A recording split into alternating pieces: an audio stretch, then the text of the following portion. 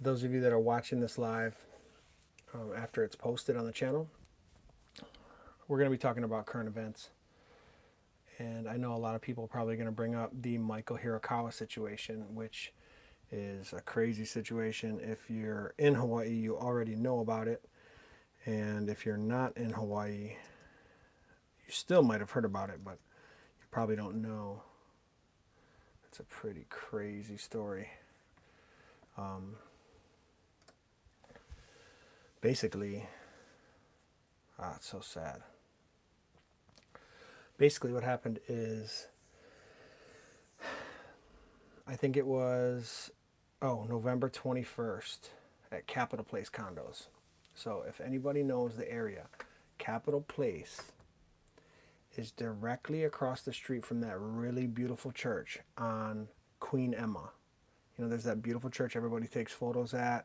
I took family photos there with my kids. And I think it's St. Andrews. Is that what it is? St. Andrews? If anybody knows. I believe it's St. Andrews. Anyway, right across the street from St. Andrews. It's got that shiny, sparkly driveway that goes up to the condo.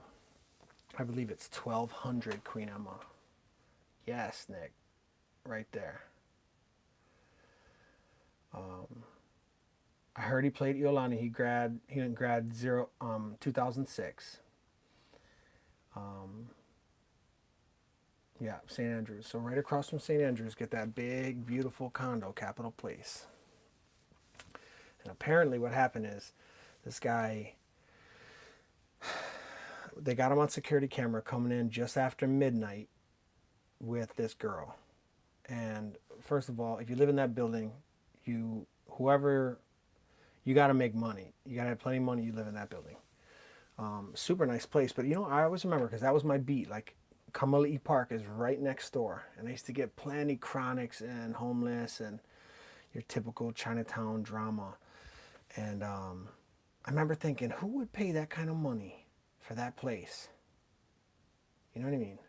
And you live right down in Chinatown. It doesn't make any sense. I don't understand it.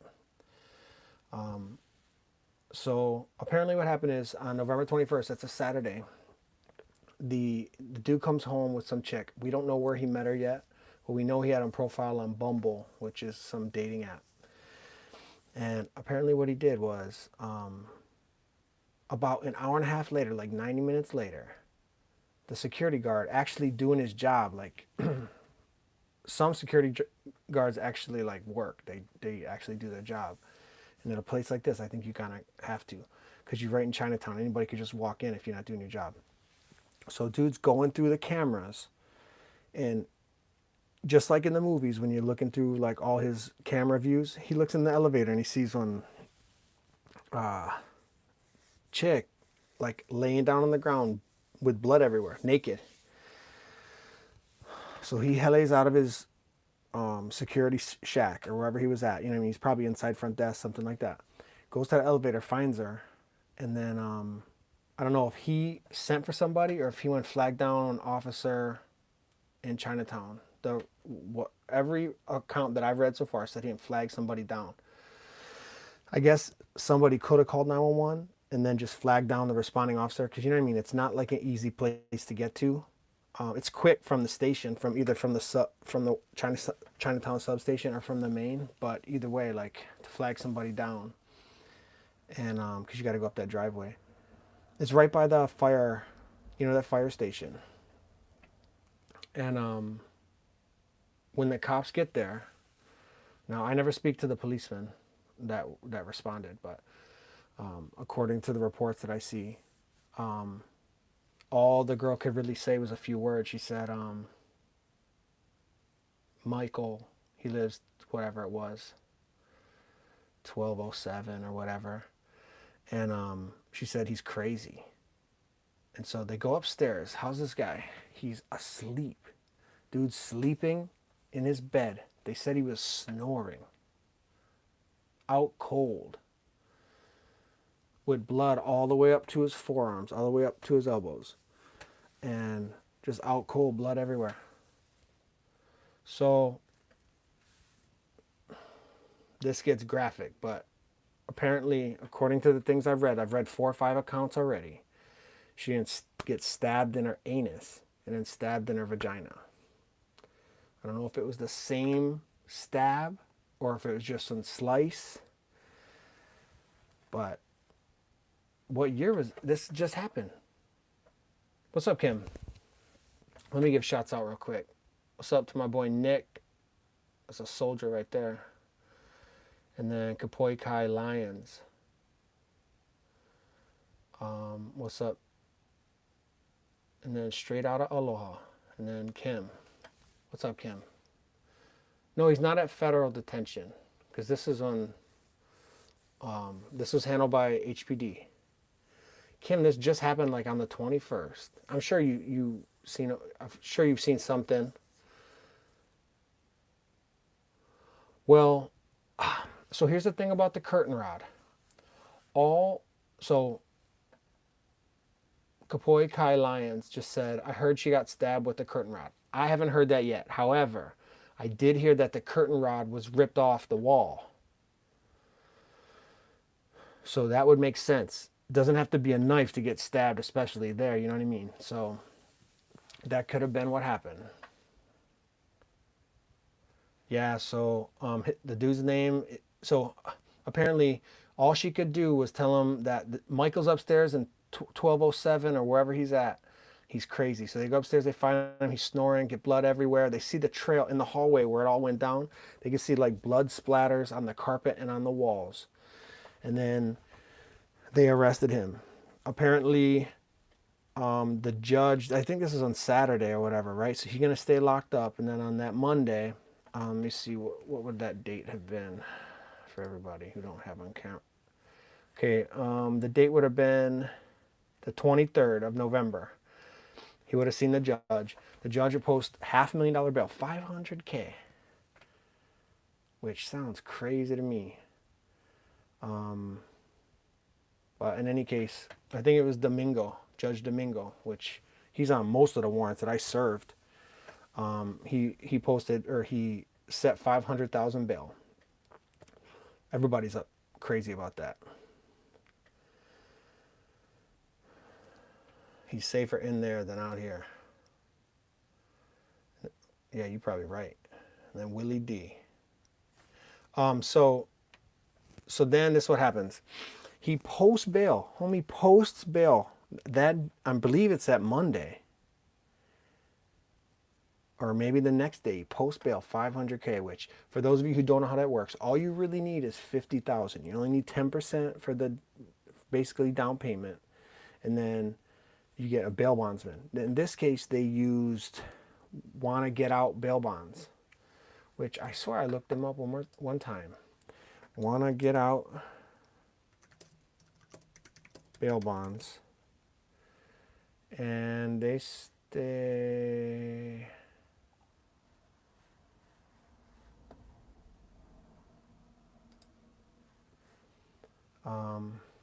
I guess they buy Aloha Stadium. It doesn't say. There's no address. It says contact us, but there's no address. If anybody knows where that is. It doesn't have any address. But it's want to get out bail bonds. All you got to do is put up the $50K, and then they're going to post the rest of them. So they posted, what, $450,000? So usually you got to put something up, unless you're paying that $50,000 cash, you know what I mean? Or you put something up for collateral, which you could do that too. The problem is that bail bonds company is going to keep that money. I've never had to bail out of jail, so I don't know how much, but I'm pretty sure that 10% you put down, you lose. No matter what, they make money off that. So whatever that 10% is, you're going to lose. And then when you go to court and all that good stuff and the bail bondsmen get their money back, then you're all good, but you're going to pay for that. If I'm not mistaken, somebody correct me if I'm wrong. And then they had a grand jury, and well, Yeah, you don't get the 10%. So Laurie, is that how you say your name? Manutai. Or Larry. Said you don't get the money back. So I'm assuming you don't get that money back. And that's how they make their money.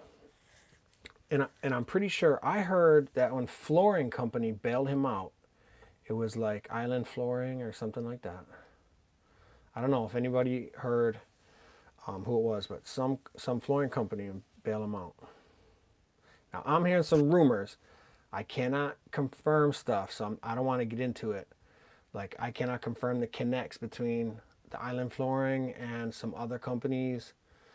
I don't really know that, but I've been hearing whispers about important people that are getting connected to this. But that's a lot of money. And then what happens is they have a grand jury, they deliberate, they decide they're going to indict him.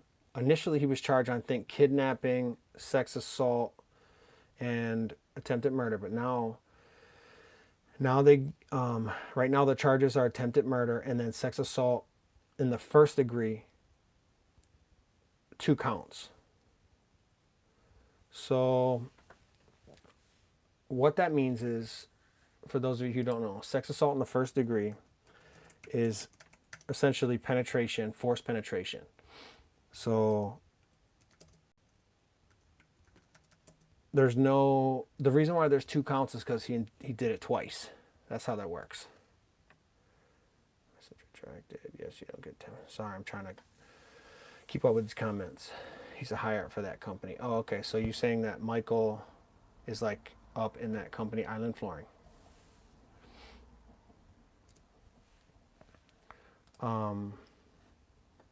So sex assault in the first degree, if you read it out of the HRS, is the person knowingly subjects another person to an act of sexual penetration by strong compulsion.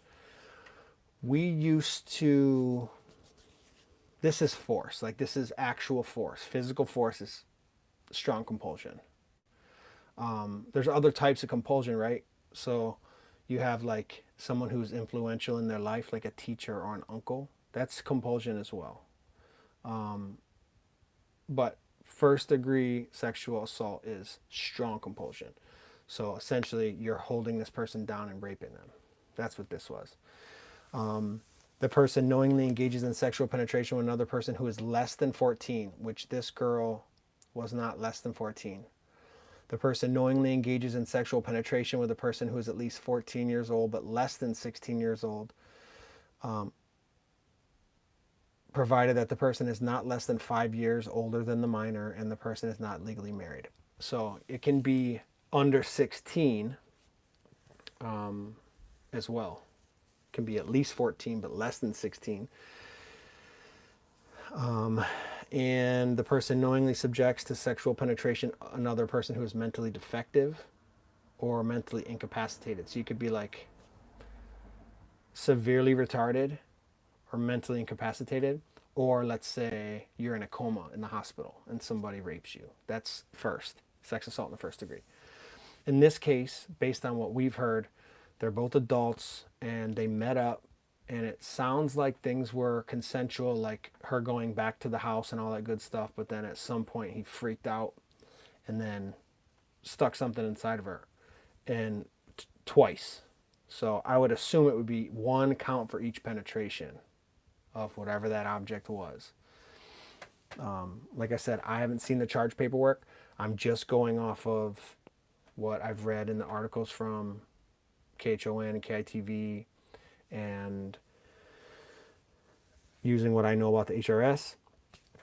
And so once he bailed out, they had their grand jury, and then they couldn't come to terms on, there was a request for the no bail warrant, okay? And I don't know why they couldn't, the judge didn't want to issue that no bail, but he wanted to set up some type of a review board to like look at what happened to decide if they were going to do a no bail. So I did hear that they have agreed on the no bail, but they haven't issued it. But they did confirm for that grand jury indictment the $500,000. So the $500,000 warrant was issued, as far as I know. So the dude does have a $500,000 warrant issued right now, and I don't know if he's got picked up. But if they issued it, my chances are, or the chances are, in my opinion, is they probably hooked him already. Because they probably know where he's at, and if they haven't hooked him, they're watching him. He's either hiding or they hooked him already. But I haven't heard anything. If anybody's heard anything about him getting hooked, let me know.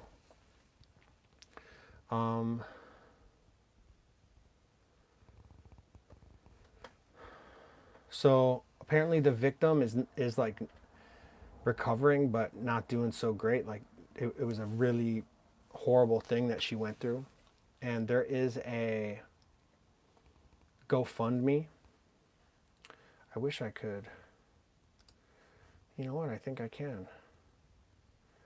I'm going to share this GoFundMe if possible. And see if I can put the GoFundMe up here right now. I'm going to, oh, it won't let me.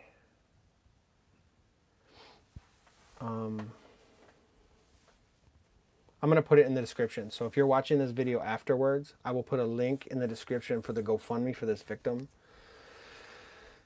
And I don't know, they were trying to protect the victim by not putting her name up there, but on this GoFundMe, I don't think it would be on eKokua. I don't think it would be on eKokua.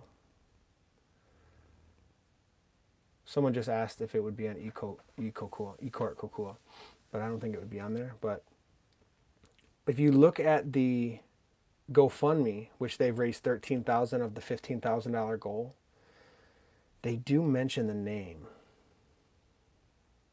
So it says here, Mickey, M-Y-K-I-E, Mo. They're members of Affirm Hawaii, a collective of women of color, victim advocates, and feminist community organizers from Honolulu. So they're raising money for her to try to take care of her. I think they got involved because they're calling this like a misogynistic attack, which I get. So, and anyway, I looked up this dude. I saw that he played Iolani. He grad 06. He's like 5'8". He's not that big of a dude. And it's just crazy. So I know he's got $500,000 bail. If you see him, let somebody know. And apparently he had on profile on Bumble. And some girl came forward on that had run into him or was on that Bumble app with him, and said that it went bad real fast. Like right away he got sexual, and right away he's like, I don't have any good intentions on this app. And her friends were telling her not to get involved because it just seemed sketch. So I know he was actually actively seeking people.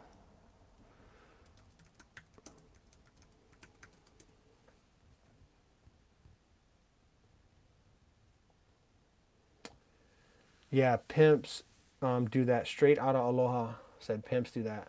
We call that gorilla pimping, and that's prostitution in the first. It's essentially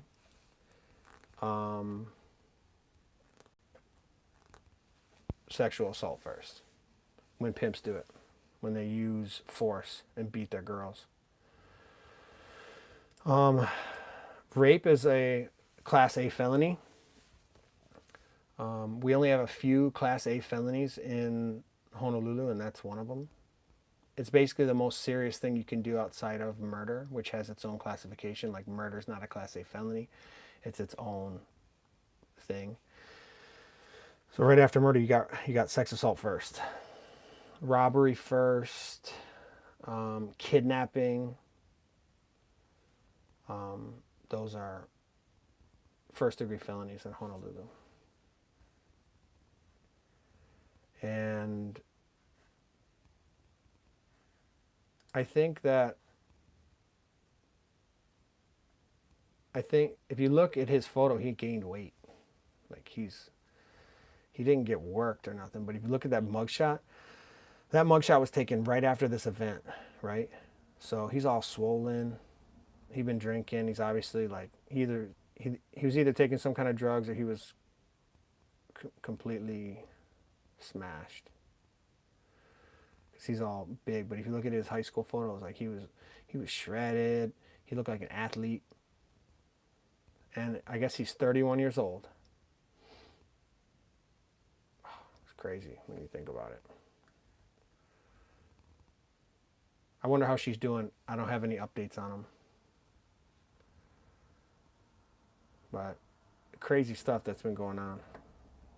I do know that you can find him if you go on the HPD website. Anybody who hasn't done this before, if you go to the HPD website, which I'll do right now, and it's honolulupd.org, and you see up at the top it says info and resources. You can click on that, and then on the left it says arrest logs. You can click on the arrest logs and it has the date. You scroll down this list of dates and you can see everybody who was arrested on those days.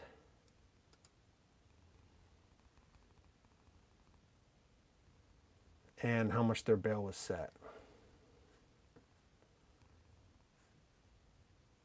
But he would have been kept at CRD, which is our Central Receiving Division. He would have been kept there Saturday night, Sunday night. He would have seen the judge on Monday. And then I think he bailed out Tuesday, if I'm not mistaken. So he's been out like 2 weeks already, which is crazy to think about. Just goes to show you, man. First of all, thank God for that security guard, yeah. He was like doing his job. He seen this chick. Who knows how much longer she had. She couldn't even get out of the elevator. She stumbled through the hallways, get to the elevator, made it to the elevator. He's seen her on an elevator cam. So thank God for that dude. I actually have his name somewhere. I think I wrote it down here. Yeah, I put, let me see, what's his name?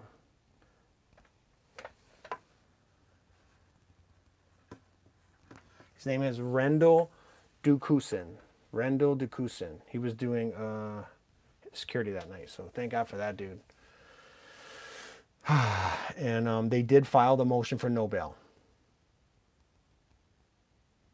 And sometime his arraignment and plea will be likely held this week.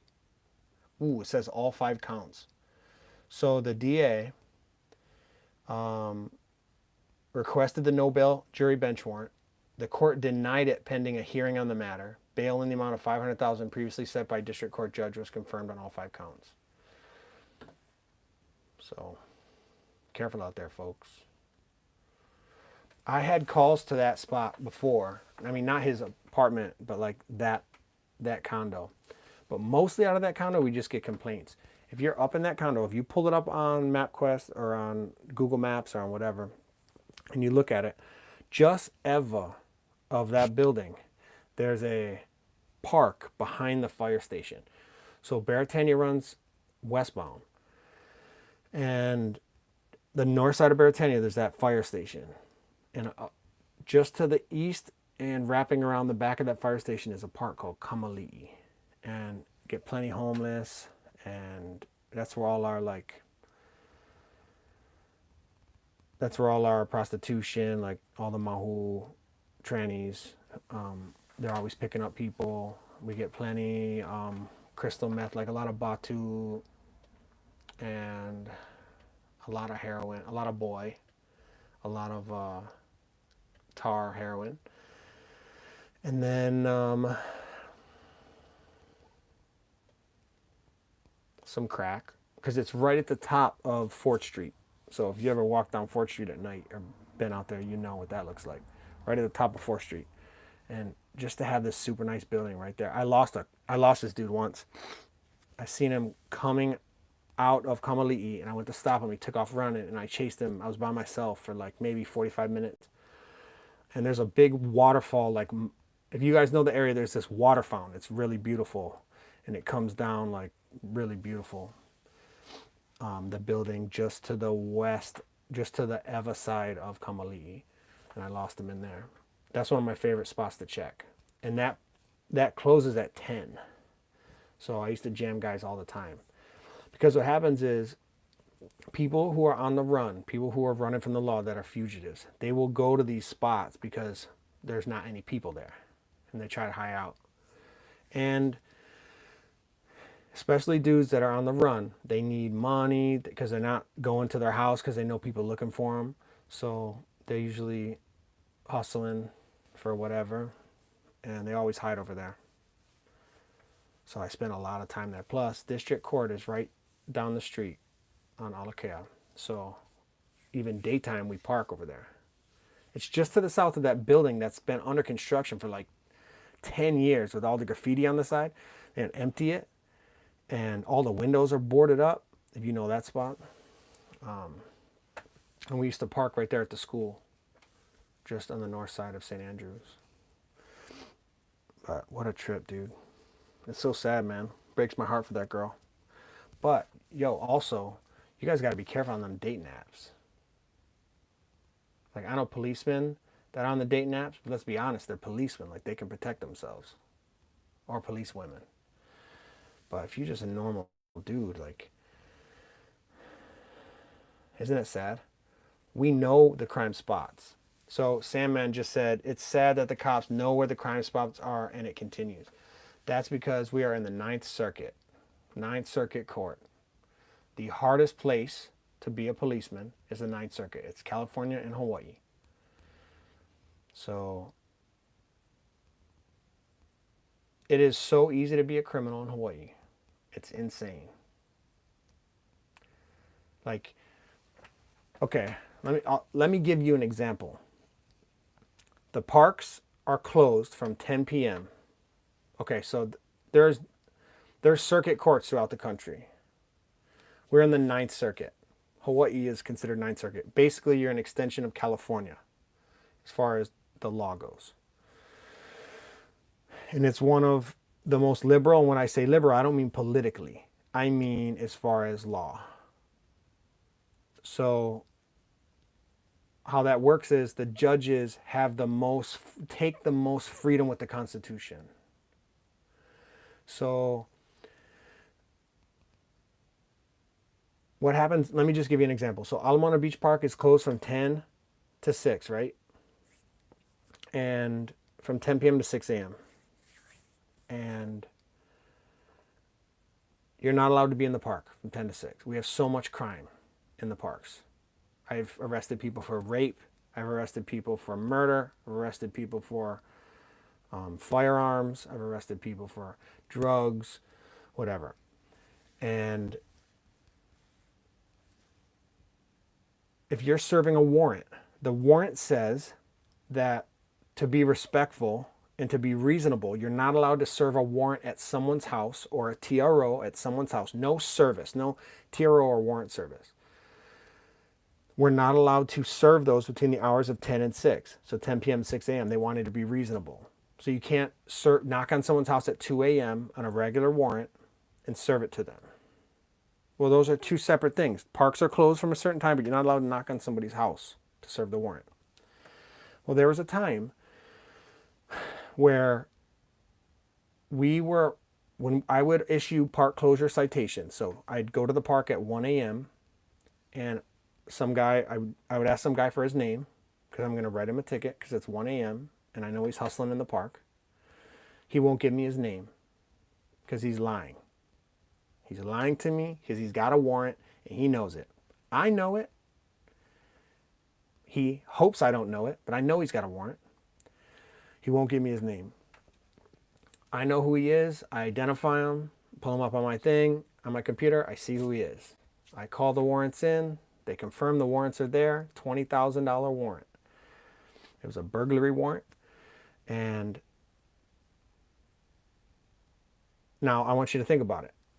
He's where he's not supposed to be. He's violating a law. Park closure is an arrestable offense. I can arrest you for being in the park after 10. And he's been arrested before for being in the park after 10. And he knows the law. But when I run his name, I find out he has a $20,000 warrant. So what do you think I should be able to do as an officer of the law? Right? This guy's got a warrant. I legally ran into him. I was making checks at the park that I'm in charge of checking. That's my job. Literally my actual job. That's in my job description, is to check this park.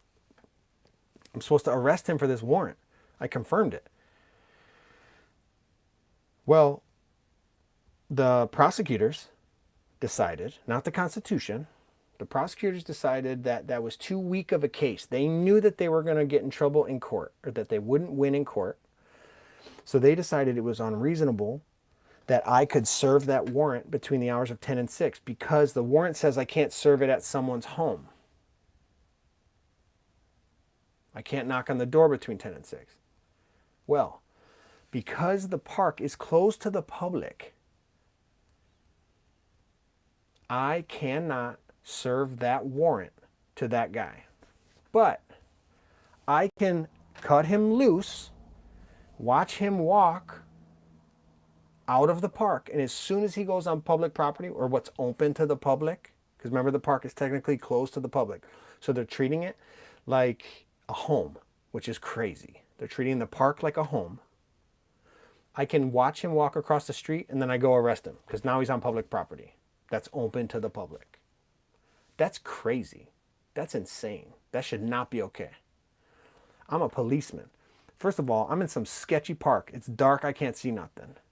I know dudes got weapons on them, because listen, if you live in the streets of Honolulu, if you've ever been homeless in Hawaii, you need something, and you know it. You need a knife. You need a taser. You need OC. You need pepper spray. You need something. Machete. You cannot survive in the streets of Honolulu without a weapon, because you're going to get murked. Somebody's going to take you for all your stuff.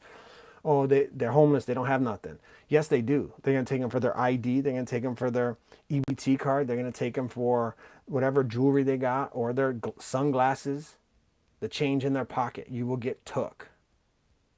Honolulu is no joke, because people got plenty of problems. No money, addicted to drugs. You know what I mean? Like, when you chasing that dragon, you do whatever. I've seen dudes get raped in Honolulu. And it's like, I've seen too many tourists come to Hawaii to try to live, because, you know, they leave wherever they... Dude, check this out. True story. I moved to Alaska 2007 with my wife. And Broken Heart Wolf, mahalo for telling about the stuff that happens in your insights. Mahalo. Thank you for coming through. I love seeing you whenever you come through. One of my favorite names on the internet. I love that name. It's so beautiful. The man knows the streets. Why'd you leave? Bro, I wish I really wanted to stay. I really wanted to stay, believe me, but this was what I needed for my family. So, true story. I moved to Alaska 2008, 2007. I think it was January of 2008. It was January 2008. I moved to Fairbanks, Alaska with my wife. She's a nurse. We took a travel nursing assignment. We did it for 4 months. So I lived in Fairbanks. It's about 2 hours south of the Arctic Circle. So when we moved there in January, it was like no sun, right? We would get sunrise from like 10 to 2. 10 a.m. to 2 p.m. it would be like sunrise, and then the sun was gone. It's dark. I'm out there. There's not a lot of sun, so I used to walk to the library. My wife would go to work. I worked nighttime for this place called Regis. They have them in Hawaii too. They do inventory. Have you ever seen dudes scanning things at the store, like Hot Topic, Safeway? The people scanning, they're doing inventory. I work for them. My wife worked for Fairbanks Memorial Hospital. And I would walk to the library when she was at work, and I would blog. I had an online blog. This dude comes up to me, starts talking. He's MO, we call it MO, mentally off. He was out of his mind, Lolo. And he started talking to me about this thing called a Urantia. It's like some crazy like thing where Jesus came to this place and like turned into a statue, and the statue's still there, and it was a crazy story. Anyway, dude is just mental. Well, anyway, I pull out my camera, I record him, and I was like, "Do you have anything to say for the camera? Like, I can show people back at home." And really, I just wanted to catch what this dude was saying because it was crazy. And he records a thing for me and everything. And would you believe I moved to Hawaii? When I moved to Hawaii in 2008, I was only there for 6 months. And then when I finally moved, 2011, June 21st, 2011, we land in Hawaii. We go Waikiki. And I walk down the pier by walls. And I walk out to the end. They never have the gazebo yet, you know, the thing at the end. I'm a cousin. When you talk to him, tell him the schizophrenic cousin sent you. I will, G. On my way up, I look up and there's this dude on the beach, and he walks up to me. He's like, "Yo, did anybody ever tell you about the Urantia?" And I'm like, I could not believe my eyes. It was the dude from Fairbanks, Alaska, who caught me at the library and spent an hour talking to me at my table. Now is sitting on the beach, by the statue, get the bronze statue with the surfer with the seal by the, right at the end of walls. Anyway, dude's sitting right there, and he's trying to tell me the same stuff he was trying to tell me in Fairbanks 3 years later. So people come to Waikiki from all over the place. And when I asked him what happened, he said his daughter is a flight attendant, and his daughter flies all over the place. She paid for his ticket because he's mental. She paid for his ticket because she didn't want him to die in Alaska. So she flew him to Hawaii to be homeless. Bro, 5 years later, I'm working on the beat. I still would see that guy in Walmart, like stealing stuff. Or, plenty of people go to Walmart, plug in their phones, charge their phones right by the entrance, the one in Keimoku. And so that's like just an example of people that come out there. And those people a lot of people come out there to start a new life, and then they start smoking Batu. Because when so they go there, they're like, "Yo, if I want to be homeless, I might as well do it out in Hawaii where I get free showers on the beach," right? All I gotta do is buy a bar of soap, and I can just kick it in Hawaii. So they're living on the beach, they get showers, plenty of tourists, give them food. All they gotta do is pop up a sign, $5 here, $5 there. They can draw something, sell it. They can make leis, Lahala hats, and they think they're gonna make it.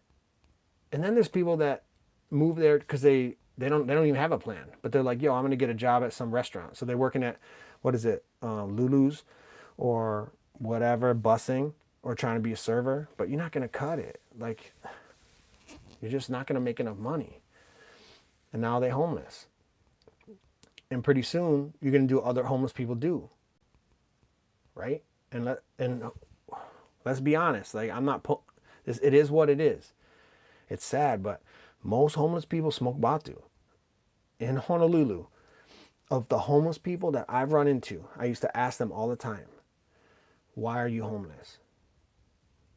I would actually talk to them. If I had to arrest them, if I had to move them, or if we had sometimes it's sweeps, right? We have to come through, especially if we had on like Kamehameha Day Parade or the different parades that we had. They would start at Ala Park. Anybody who's been to Ala Park, you know how crazy Ala Park is? It's just like doo-doo everywhere, especially by the bathrooms. It's just like rats and doo-doo and we call them rigs, but they're like heroin needles, right? What's up, Chad Bailey? How you doing, bro? Stand to fight. What's up, dude? Thanks for coming through. So we got to clear out Ala Park because you got Keiki, throwing batons. You got marching bands. If you ever seen the parades, I mean, it's just like we got little babies coming through, and it's all about Kamehameha Day, and these are honorable things we're trying to do, but get all these chronic drug addicts that sleep in the park. So we got to go through and get rid of them. So I'll go through, help them move their stuff. Sometimes we come through the night before, like 2 or 3 nights before, and every night we come through, make sure their stuff's moved, because we need them to have a plan so they can be gone. And typically they go stay by, what's that spot? By IHS. Kmart, behind Kmart.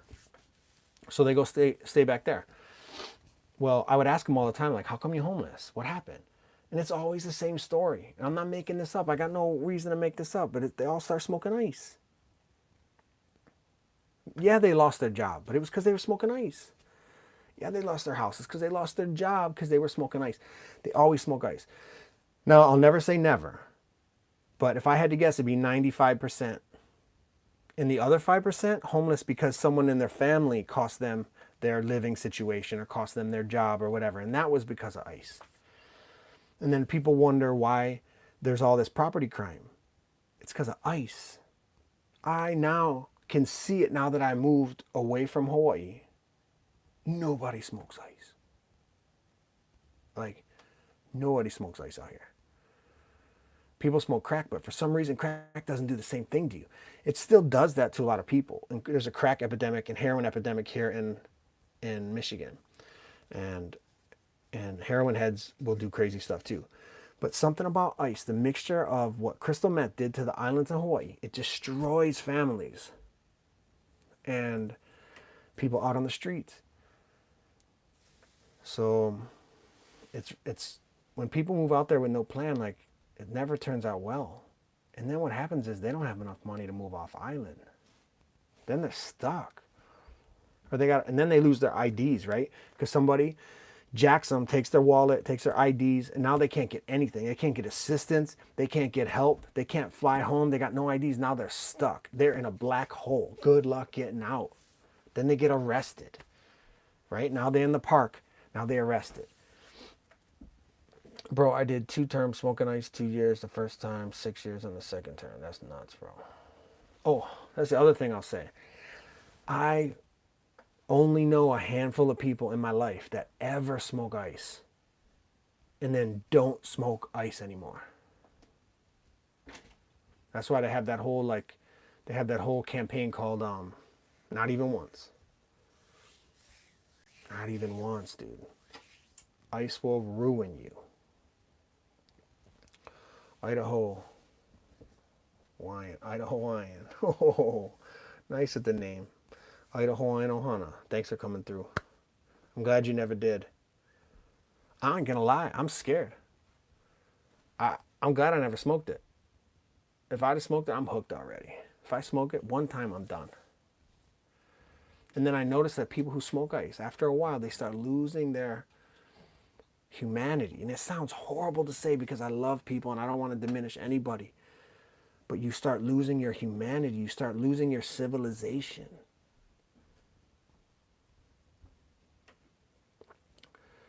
They just don't ever come back the same.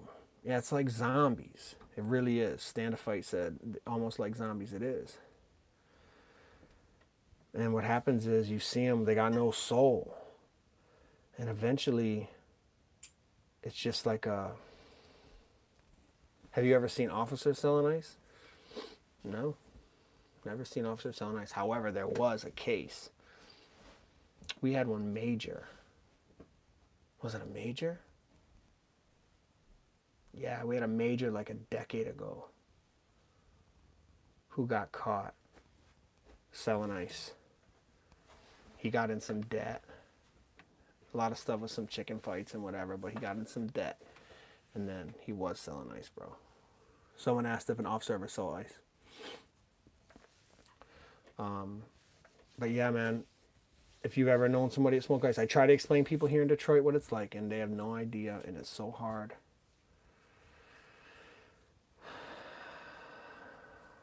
HY3. Prison guards, 2 got busted for ice all the time. And think about this, man. You got prison guards, right? First of all, nobody wants to be a prison guard. Those dudes go through so much. And they're surrounded by prisoners, right? So you start to, they say that you are the average of the sum of your 5 closest friends. Well, think about it. If you're a prison guard, your 5 closest friends are the dudes you work with, and you guys are all surrounded by prisoners. And eventually what happens is you start talking like them, you start thinking like them. It's like a crazy cycle. I have a good friend who just quit. He actually a family member who quit from being prison guard, not in Hawaii, here in Michigan, because his like best friend got jumped in the prison, and he had to fight off the prisoners, and it just got in his head, and he couldn't do it anymore. And that happens all the time. So the dudes who stick with it, like, I don't know how they come out of it without changing. I don't know how they come out of it without like mental. One of my so my brother Moku, he was my partner for 4 years. Just every day together. He saved my life. I've saved his. Where there is no closer policeman. And he used to be a guard, and his dad, and he has other family members as well. And the stories that they told was nuts. And so he had this perception. He was able to compare being a prison guard to being a policeman. At least at a policeman, you're not surrounded by the people you've arrested. You don't live their culture. You have your own. You set your own culture, and then you run into criminals and then arrest them, and you draw them into your culture. But you don't live in their culture. So if I'm making any sense, like, you're not surrounded by that culture, so you're not impacted by it as much. So prison guards, man, they get forgotten a lot. And a lot of times, because HPD pays way more money, right? HPD is like, if you're trying to go into law enforcement in Honolulu, you want to work for HPD. You don't want to work for FBI, because FBI can transfer you anywhere because it's a national organization, right?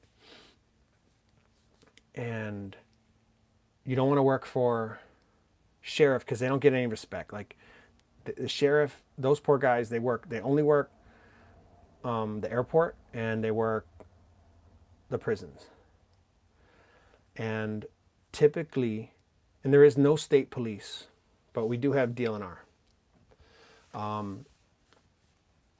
So typically what happens is, yeah, and the Capitol, you're right.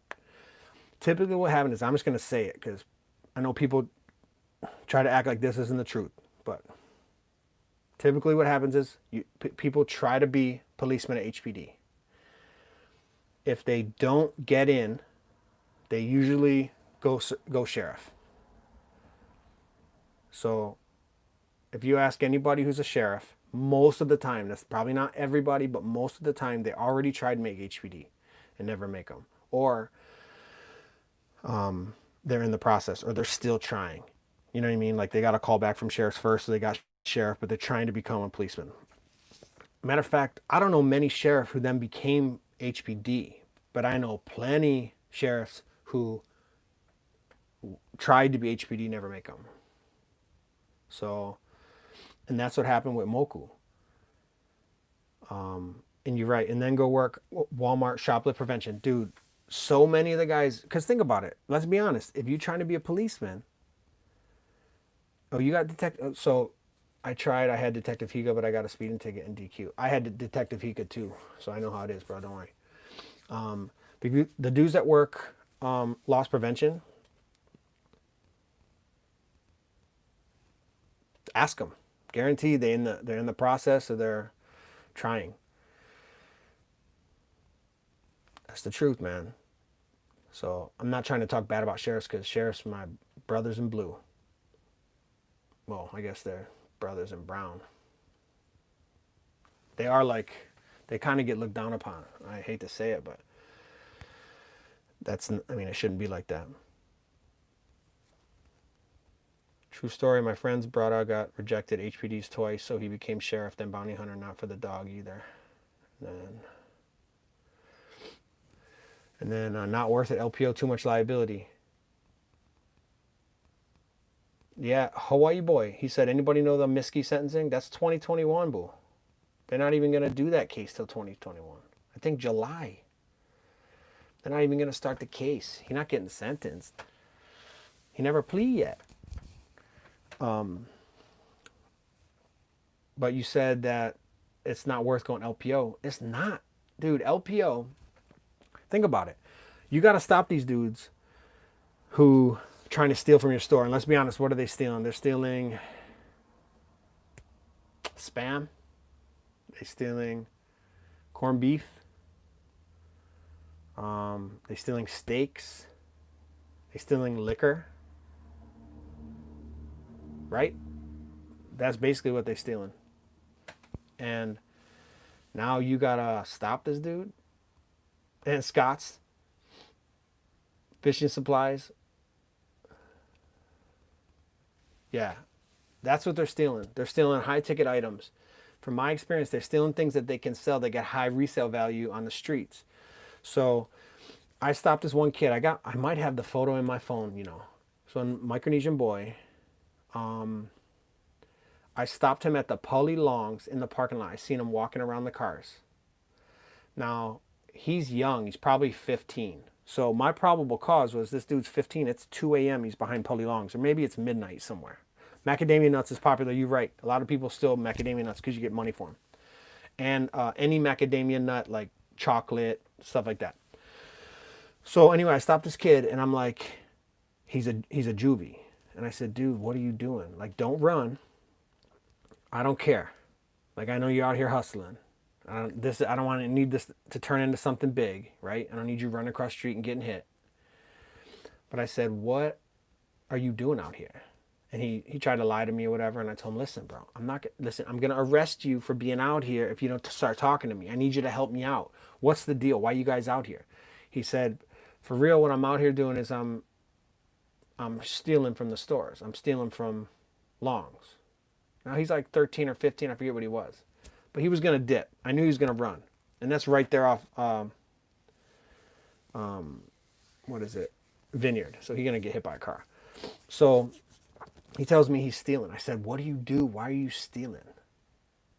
What are you stealing and why? And he said, I steal mangoes. I steal Spam. I steal alcohol. I steal corned beef.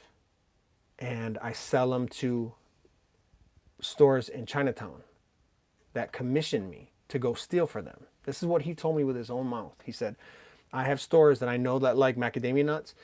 They're like the liquor stores and down Fort Street. I know the people who sell macadamia nuts. I steal Lays. I steal Spam and liquor.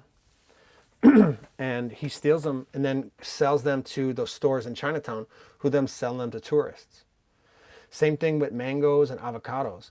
So I get plenty of people that will climb up trees in the middle of the night and steal avocados, steal mangoes from people's yard. And mostly like Paoa, Makiki,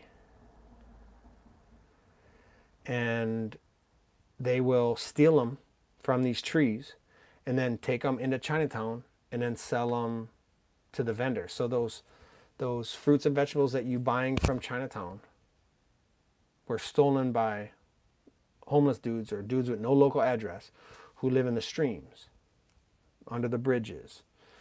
And that's how they make their money. There's a whole economy to this.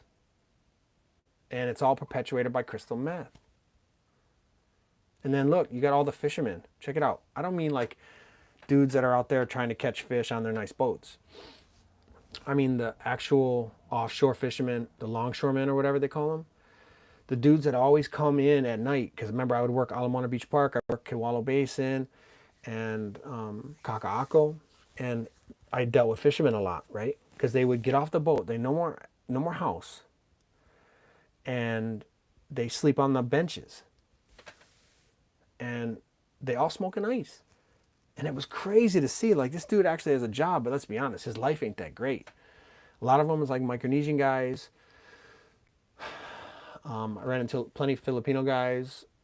Hardly any local boys, though. And they would go out on these boats for like a month or whatever. I don't know how long you go out for a trip.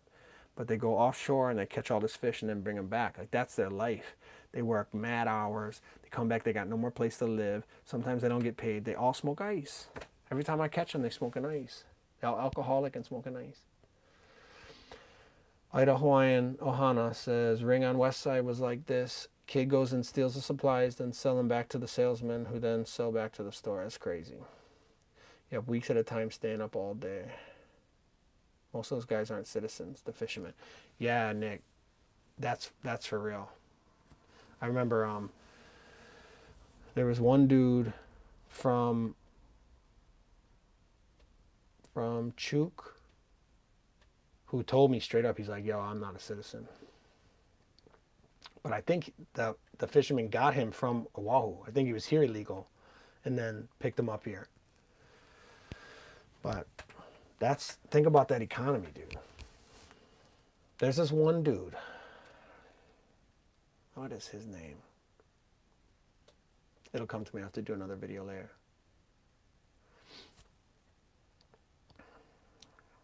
Grab him from Maui.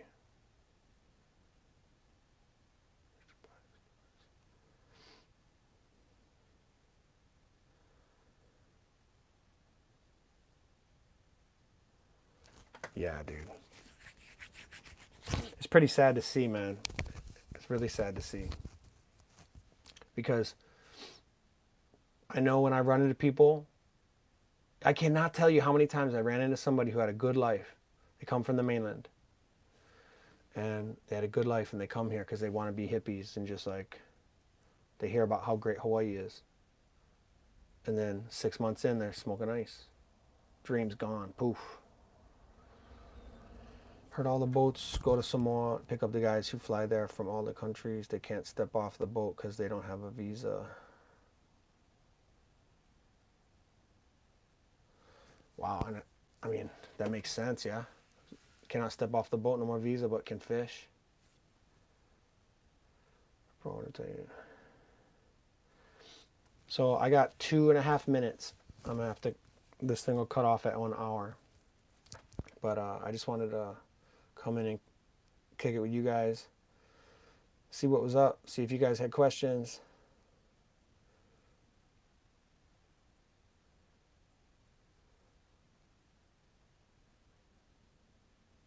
Lazarus Jove. What's up, brother Doug? What's up, Lazarus? Thanks for coming through, bro.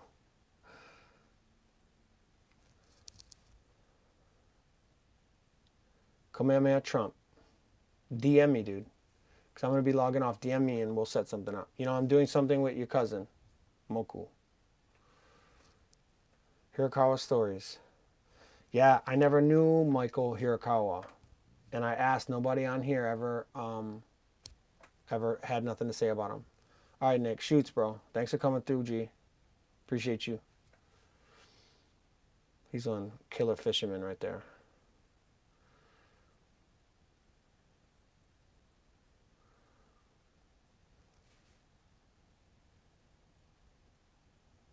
Thanks for coming through. I appreciate all you guys.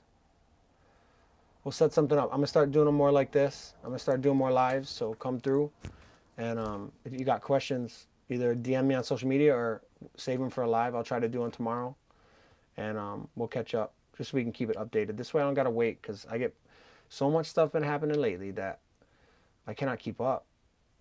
I had 2 more videos I wanted to do, but then Michael HIROKAWA happens, and then those 2 other dudes come out. I got to talk about it with those 2 dudes that came out to snitch on Mike Miskey about that one kidnapping. So just too much to handle at once. So we start doing lives and we'll just talk about them like this. But anyway, just want to say thank you guys. Mahalos for coming through and mahalos for all the support. Sandman, thank you.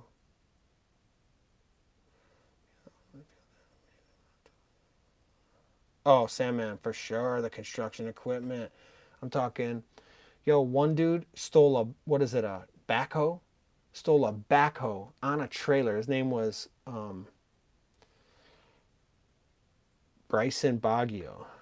Still a truck with a trailer and a backhoe in low speed chase all the way down Cam Highway, all the way through Kaneohe, and crash at the memorial.